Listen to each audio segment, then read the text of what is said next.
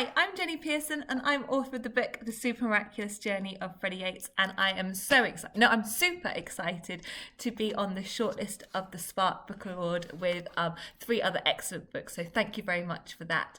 This story is about Freddie, Ben and Charlie and their slightly calamitous journey across Wales to find Freddie's biological father.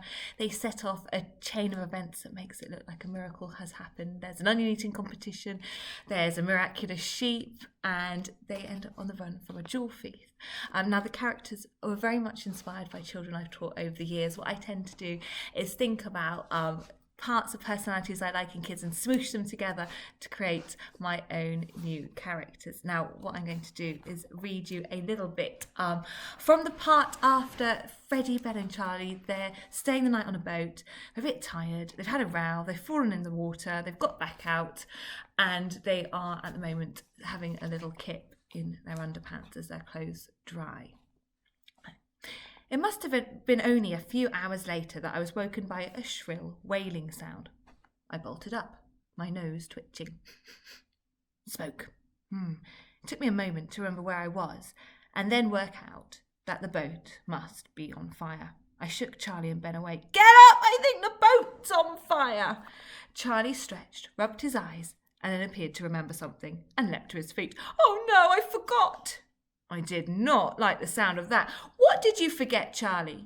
He didn't answer, just ran off in his underpants towards the other end of the boat. Ben and I followed him to the little kitchen area.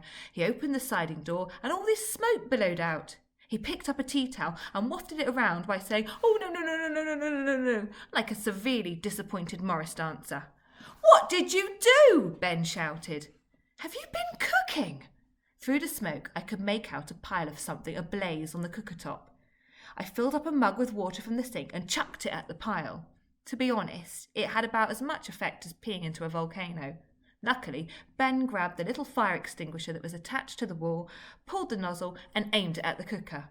The small blaze was extinguished and we spluttered and coughed as even more smoke filled the cabin.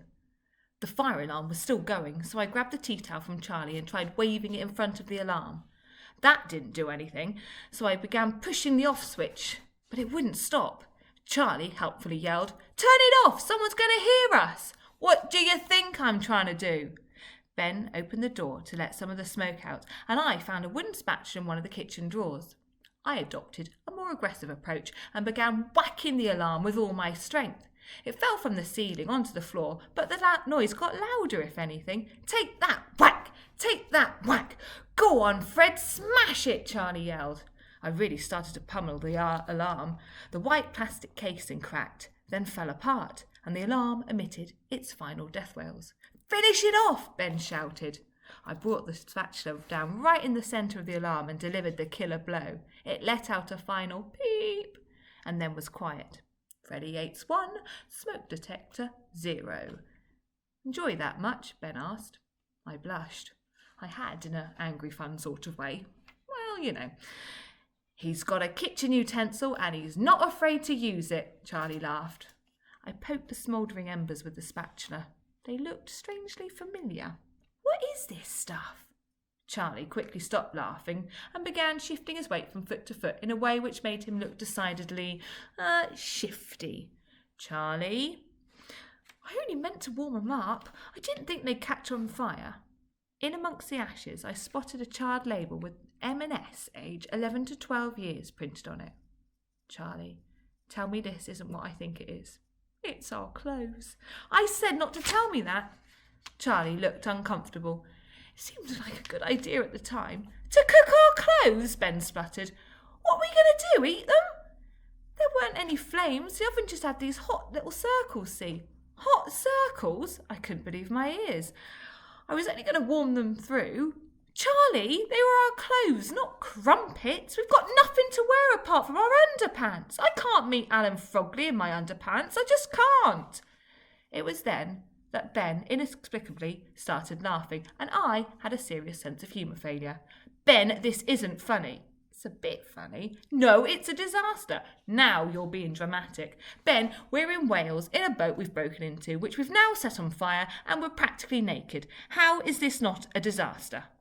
Ben rolled his eyes. "Oh, chill, no one's died, have they?" His words seemed to fill the whole cabin. He looked at me guilty. Sorry. Apart from your Grams, nobody's died. I just looked at him with my mouth open. Ben quickly broke eye contact, picked up the bits of alarm and chucked them in the bin. It's fine, we'll think of something, he said. I couldn't see how it was fine. We'll need a miracle to get ourselves out of this mess. But a miracle didn't happen. Not then, anyway. In fact, our situation got a whole lot worse. I hope you enjoy reading Freddie, Ben and Charlie's adventure. Awkward. Now's probably the time to remind you that as a teacher, my powers to put you into reflection or detention, they do cross county boundaries, so I can still do that. Maybe consider that when you're making your picks. This book. I'm joking. I'm not joking. Anyway, thank you very much for putting me on the shortlist, and I hope you enjoy reading all of those books. Thank you very much. Bye-bye. Happy reading.